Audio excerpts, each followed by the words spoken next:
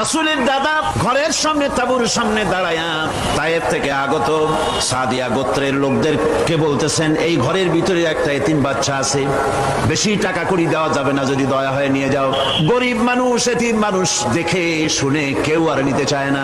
সবশেষে এলেন ভাগ্যবতী মেয়ে, ভাগ্যবতী মহিলা হযরতে হালিমাতুস সাদিয়া। তিনি এসেছেন, কোনো ছেলে পেলে পায় নাই, সকলের শেষে তিনি এসেছেন। আব্দুল মুত্তালিব বলছেন, এই ঘরের মধ্যে একটা এতিম বাচ্চা আছে, দয়া হলে নিয়ে যেতে পারো। তিনি স্বামীর সঙ্গে পরামর্শ করলেন, এরপরে বললেন, যদি দেখতে অন্তত ভালো হয়, মন যদি ভালো লাগে নিয়ে যাব, একেবারে খালি হাতে ফিরে যাওয়ার চাইতে তো ভালো।